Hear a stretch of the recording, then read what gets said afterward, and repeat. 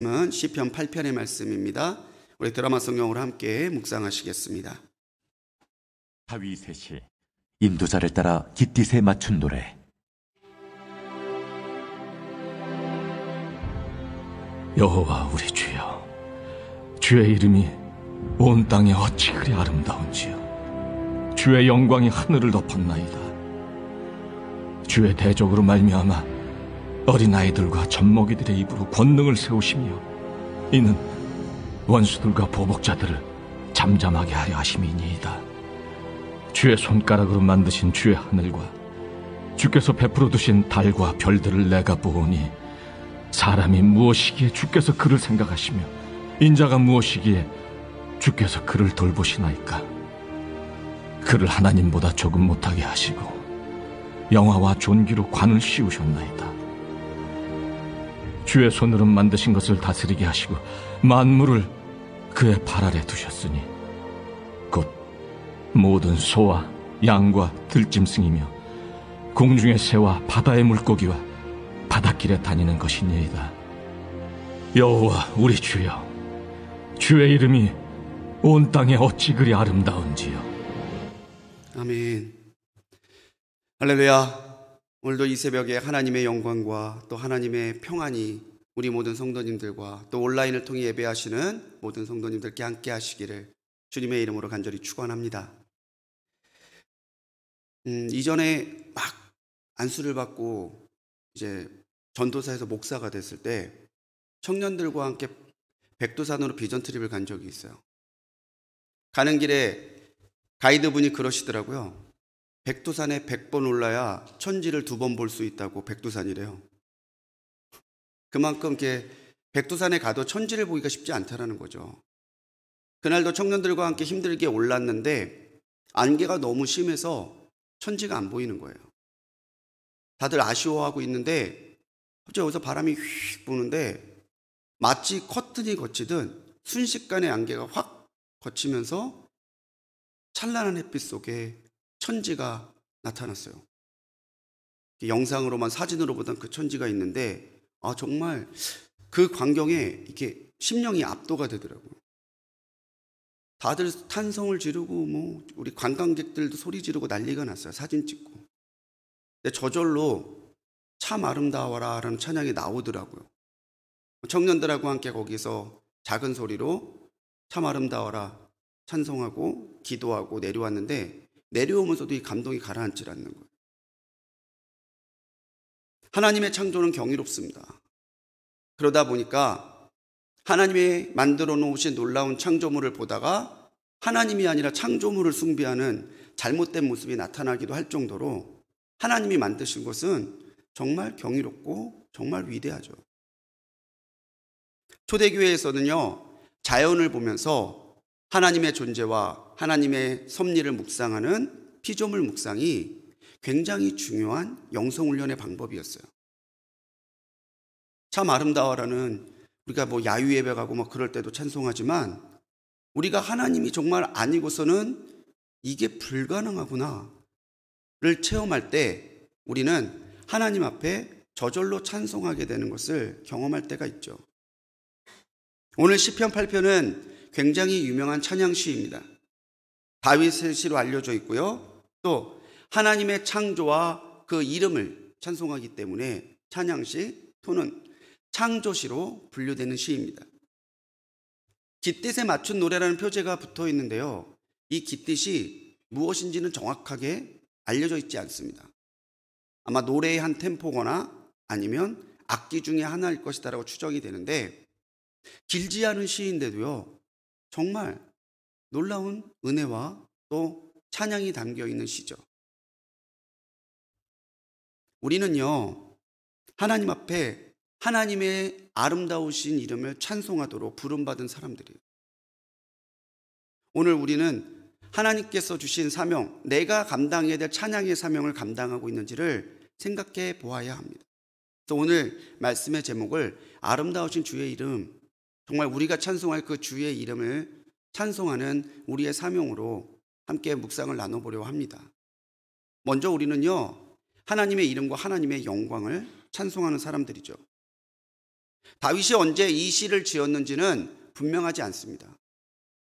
하지만 다윗은 그 특유의 문학적인 감각과 영성으로 길지 않은 시임에도 불구하고 하나님의 은혜와 하나님의 이름과 영광을 아름답게 찬양하고 있죠. 아마도 다윗은 하나님께서 만들어 두신 그 자연물을 보면서 하나님의 신비와 하나님의 영광에 사로잡혀서 이 시를 지었을 거예요. 여호와 우리 주여, 주의 이름이 이러시면 오늘 이 시편에 담겨있는 감성과 영성을 느낄 수 없어요. 정말 내 마음을 심어서 여호와 우리 주여, 주의 이름이 온 땅이 어찌 그리 아름다운지요, 마음을 실어서 묵상하시면 이 시편만큼 은혜를 주는 시도 또 없어요. 주님의 이름 여호와, 야훼는요, 하나님께서 모세를 통해 스스로 주신 이름이죠. 나는 스스로 있는 자다. 하나님은 원래부터 계셨고 지금까지도 역사하시는 하나님이시기에 그 어떤 것도 하나님이 짓지 않으신 것이 없어요. 그렇기 때문에 하나님은 우리 찬양을 받으시기에 합당하시죠. 히브리인들의 사고방식에서 이름은 단순한 호칭이 아닙니다. 그 사람이 갖고 있는 존재의 의미와 존재의 영광과 존재의 모든 능력을 포함하는 말이에요. 그래서 성경에서 이름을 바꾸어주는 사건은 단지 호칭을 바꿔주는 사건이 아니라 그 사람의 모든 것이 송두리째 바뀌는 놀라운 사건이에요. 그만큼 이름은 중요하다는 거죠. 오늘 우리의 삶은 이 놀라우신, 이 아름다우신 하나님의 이름을, 하나님의 영광을 찬송하는 거룩한 찬송의 삶이 되어야 된다는 것이죠. 2절에서 다윗은요, 주의 대적, 원수, 보복자를 젖먹이 어린아이와 대조해서 제시하고 있습니다. 하나님을 찬송하지 아니하고 하나님의 그 섭리를 따르지 않는 악한 사람들을 하나님은 젖먹이나 어린아이와 같이 연약한 자의 찬송을 통해서 부끄럽게 하시고 잠잠하게 하신다고 노래한다는 거죠. 우리는 약해도요, 우리를 창조하신 하나님은 강하십니다. 하나님은 이미 모든 창조물들에게 찬송받고 계시지만 하나님은 특별히 우리가 하나님의 영광을 찬송하는 삶을 살기를 원하신다는 거예요.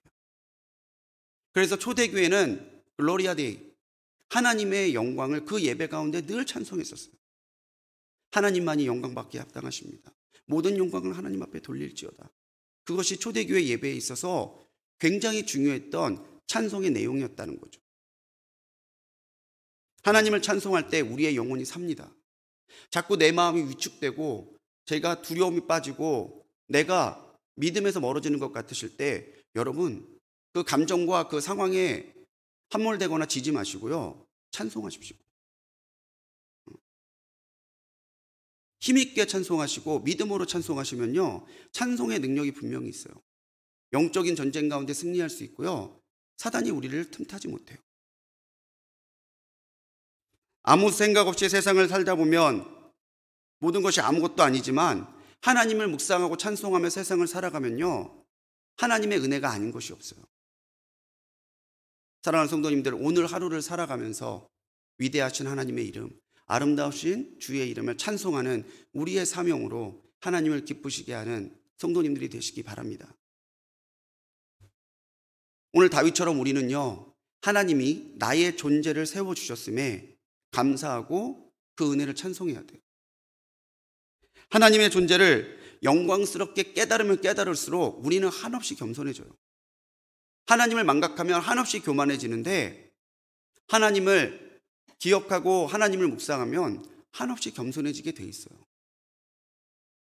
정말 한없이 크신 하나님이 한없이 보잘것없는 나를 지으시고 사랑하시고 지금도 붙들어 주신다는 사실 하나만으로도 우리에게 얼마나 은혜가 되고 우리에게 얼마나 담대함이 됩니까? 다윗은요, 도대체 사람이 뭐라고 하나님께서 이렇게 아름답게 지으시고 영화롭게 하시고 하나님보다 조금 못한 피조물의 그 영광의 자리에 갖다 놓으셨느냐고 찬송해요.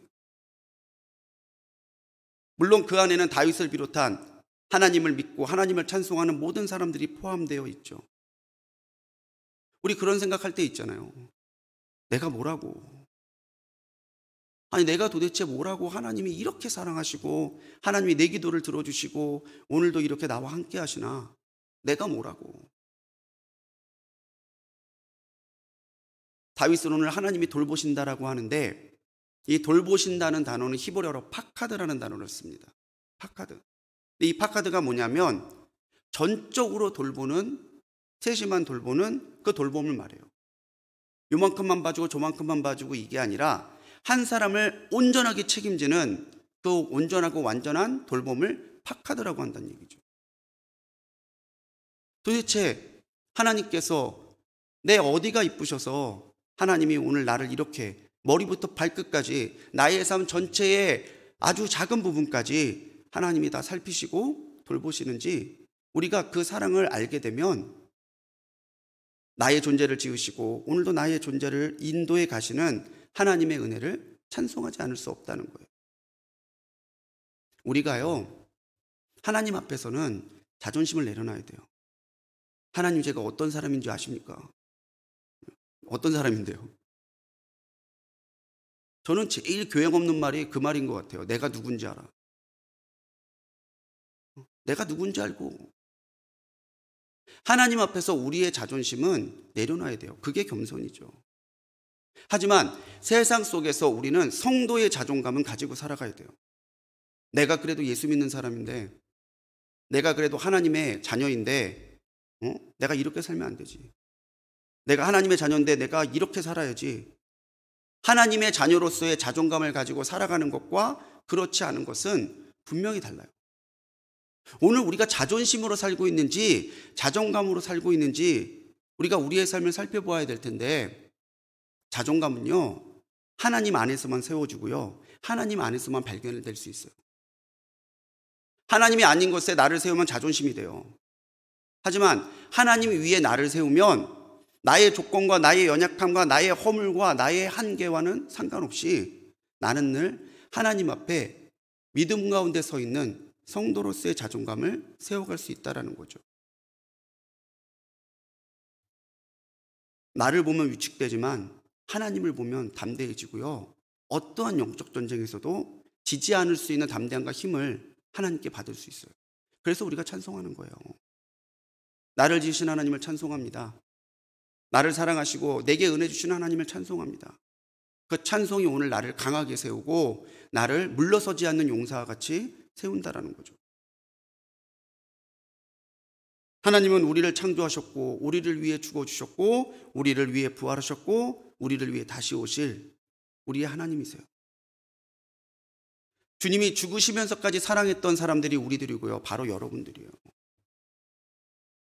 세상이 여러분들의 존재를 무시할 때, 사람들이 여러분들의 존재를 흠집내고 상처 줄 때 여러분 거기에 흔들리지 마시고요,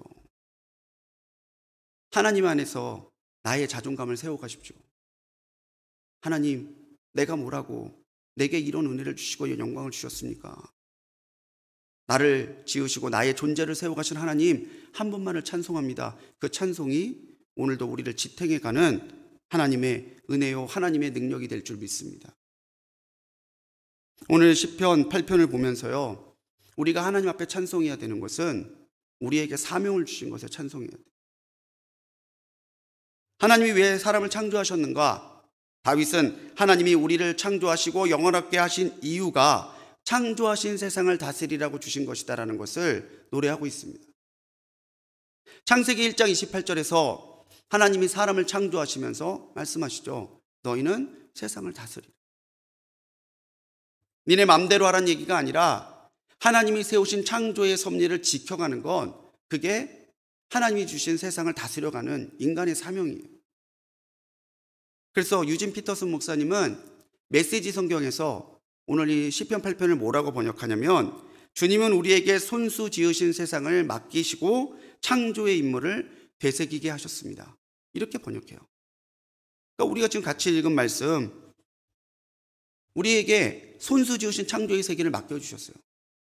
그리고 내가 받은 창조의 그 임무를 되새기며 살도록 하나님이 오늘 우리에게 말씀하신다라는 거죠.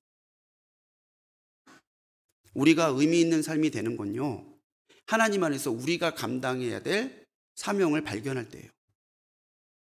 사명은 분명 부담스럽지만 사명은 거추장스럽기만 한 게 아니라 오늘 우리의 신앙과 우리의 삶이 표류하지 않도록 붙들어주는 닷과 같아요.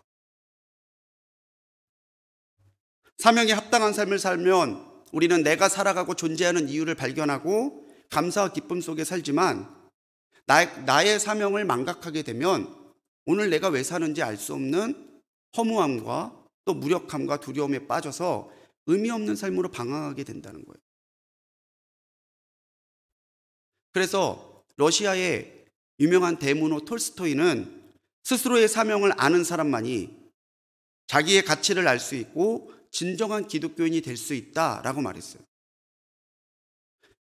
내가 하나님 앞에 어떠한 사명을 가지고 살아가는가, 이것을 늘 기억하며 살아가는 사람만이 내가 얼마나 존재 있는 사람인지 그 가치를 알게 되고 하나님을 기쁘시게 하는 진정한 기독교인의 삶을 살아갈 수 있다는 거예요.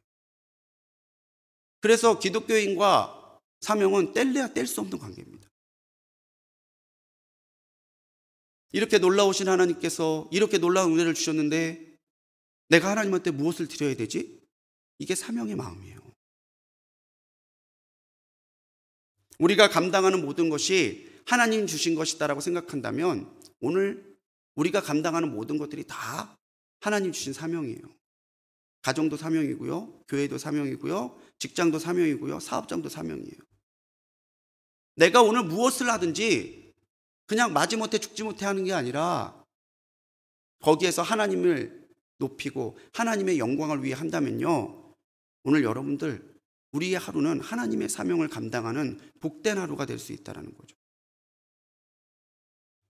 주님의 이름으로 감사하며 찬송하고 감당하는 그것이 나의 선교지이고 나의 사명지고 나의 사역지라는 거예요. 오늘 하루 무엇을 하든지 하나님의 영광을 위해 하는 성도님들이 되시기 바랍니다. 그리고 그것으로 하나님의 영광을 높이는 우리 성도님들이 되시기 바랍니다. 히브리 문학의 대꾸법을 사용해서 오늘 시편의 8편은요 1절과 똑같은 말로 마지막 9절이 끝나죠. 찬송으로 시작해서 찬송으로 끝나요. 오늘 우리의 삶도 찬송으로 시작해서 찬송으로 마치는 하루가 되어야 될 줄로 믿습니다. 여호와 우리 주여, 주의 이름이 어찌 그리 아름다운지요. 오늘 이 말씀을 우리의 심령과 우리의 입술에 새기고 오늘 하루를 하나님을 위해 살아가는 우리 성도님들 되시기를 주님의 이름으로 간절히 축복합니다. 기도하시겠습니다. 만물을 창조하신 하나님, 하나님의 이름이 온 세상에 어찌 그리 아름다운지요. 오늘 우리의 삶이 하나님을 찬송하고 감사로 예배드림으로 하나님을 영화롭게 하는 성도의 삶이 되게 하옵소서. 세상이 아니라 하나님 안에서 우리의 자존감과 의미를 확신하게 하시고 하나님이 주신 사명에 헌신함으로 하나님의 아름다우신 이름을 오늘도 높여가는 예배자로서 살아가는 우리 되게 하여 주옵소서. 오직 하나님의 영광만을 찬송합니다. 우리를 구원하신 예수 그리스도의 이름으로 기도합니다. 아멘.